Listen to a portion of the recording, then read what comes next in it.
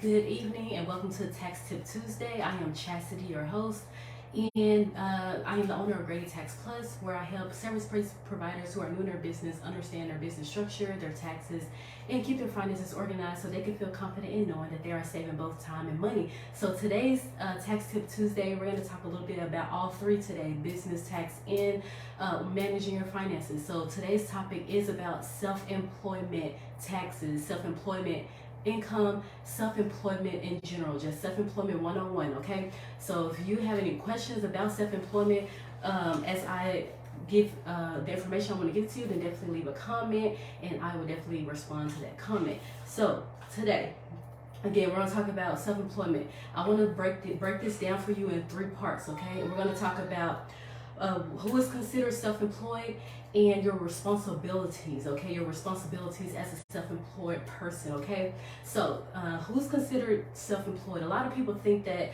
maybe if they are still working their full-time job or a part-time job as an employee, I'm just going to scoot this back a little bit, as an employee, that maybe you think that you are not considered self-employed. But the thing is that you can be considered both an employee and a self-employed person at the same time. Okay, so if you have, let's say you have a full-time business, but you work full time, but you have a business on the side, then you are still considered a self-employed person. You don't have to be in your business full time in order to be considered self-employed. Okay, so I want to just let that be known that even if you are operating your business on a part-time basis, y'all, sorry, my kid really. For self-employed, you don't have to be in your business full time in order to be considered self-employed. All right, so number one, if you are an independent contractor, you are considered self-employed.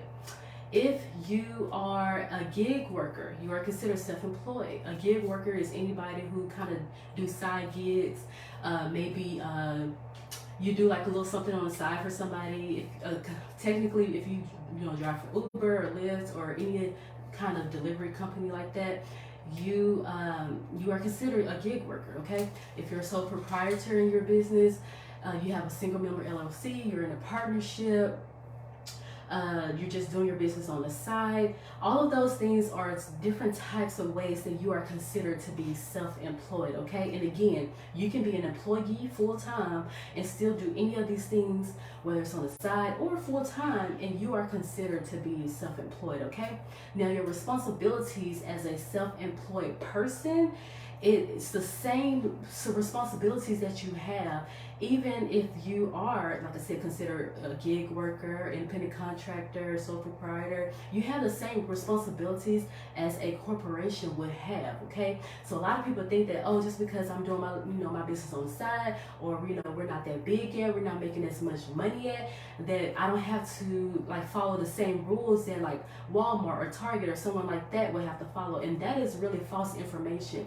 You have the same rules and responsibilities that you would need to follow even as a self-employed person, which is why in a couple months ago I made a live about stop playing with your business, because it really is a business. Like if you were going to be out here operating business, advertising, you need to take it seriously on the front end and on the back end. Okay, so again, self-employed person is considered someone who is, they have a side business, you're a gig worker, sole proprietor, independent contractor, you have an LLC, you do your business part-time, or you're in a partnership with someone, you are considered to be a self-employed person. Okay, now, so responsibilities that you are responsible for. And if you hear like this little buzzing noise, I have my tax deductible fan right here, so I can try to control my sweat, because I with the lights and stuff I sweat.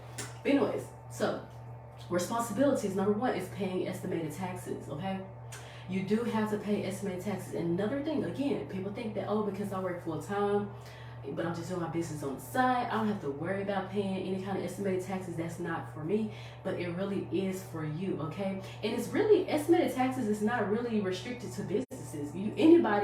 Everybody really is responsible for paying estimated taxes. If your job doesn't withhold any taxes, or withhold too little, you receive a retirement income, stocks, all that kind of stuff. All of that requires you to pay estimated tax payments. So a lot of people get really confused. Really, estimated tax payment is really for anybody making any kind of income. So let me just throw that out there. Anyway, so paying estimated tax payments, okay? You are responsible for that, paying quarterly, okay? Quarterly tax payments. So quarterly, the payments are due April, June, September, and January 15th of every per quarter, okay? And you are responsible for that. A lot of people don't understand. I'll talk about this a little bit, but let me just talk about what you're required to do. So paying self-employment taxes, federal taxes, state and local taxes, okay? If your state is a state that taxes, or if you have sales tax that you have to pay for your state, or any kind of local taxes, that is a requirement as well, okay? A lot of people think that, oh, I'm just doing this on the side, I don't have to worry about all of that. Yes, you do, okay? You are on this, you are under the same magnifying glass that bigger corporations are, okay? You're not exempt, all right? Another thing that you're responsible for is filing tax returns. You do have to file tax returns at state level, federal level. If you have a sales tax, you definitely have to file that with your state. Another thing that you're responsible for is record keeping, okay? And this is a big one. Keeping the copies of everything that you're doing in your business, receipts, okay? That's important, especially when it comes to certain types of tax deductions that you're going to take, because certain tax deductions require you to have receipt, and if you don't have that receipt, then you could be disqualified for taking that tax deduction. Like, for example, meals is one of them, having a mileage log, okay? So in regards to record keeping, that is really important when it comes to your self-employment, because in order for you to calculate what you should pay in taxes, in order for you to file a really good, accurate tax return, you want to make sure that you're managing your finances, okay? That you're managing your finances for your self-employed income, all right? Like I said, a lot of people think that, oh, I'm just doing this on the side, I'm just part-time, or we're not really big and functional right now. That really doesn't matter, okay? The IRS doesn't care that you didn't, hit 6 figures this year. They want to know, what income you brought in, what expenses that you are claiming, and that is what is important, okay? And if you don't have the proof, if you're not keeping track of any of that, then you put yourself at risk to owing a lot of money.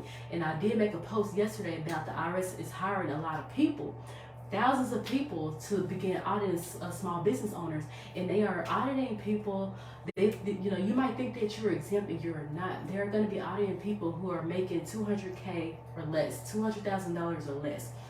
That's where they're going to be focusing a lot of their audits on. So if you make $200,000 or less, then guess what? Your business is, at some point in the near future could be audited. And if you don't have your things together, you don't have your record keeping, your bookkeeping in place so that you can prove and back up everything that you put on a tax return, then you're gonna be under hot water, okay? So if you do not have your bookkeeping together, you don't have your finances together, you want to get serious about your side business, your gig, or whatever it is that you're doing, because like I said, you're not exempt. Being a gig worker, being an independent contractor, being a sole proprietor, just having your LLC, or any of the types of self-employment examples I gave you, you are not exempt from doing anything that big corporations are doing. You are not exempt from paying estimated taxes. You are not exempt from filing tax returns, okay?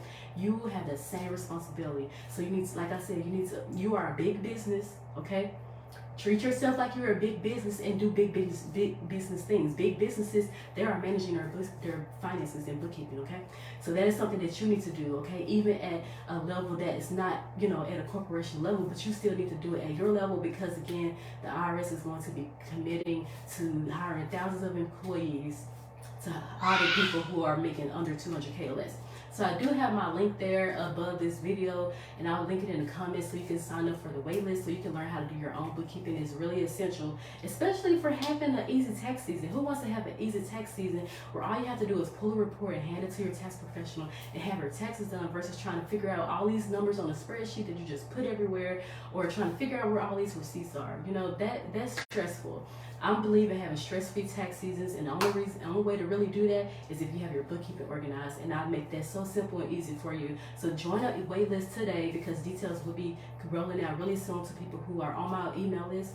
So join the wait list so you can learn more about learning how to do your own bookkeeping. If you have questions about self-employment taxes, self-employment, who's considered to be self-employed, and managing your bookkeeping, then definitely leave me a comment on this video, and I will respond. respond to that comment. And I apologize for my kid interrupting. For those who are watching the replay, if you are watching the replay, let me know, #replay. And I will catch you in the next Tax Tip Tuesday.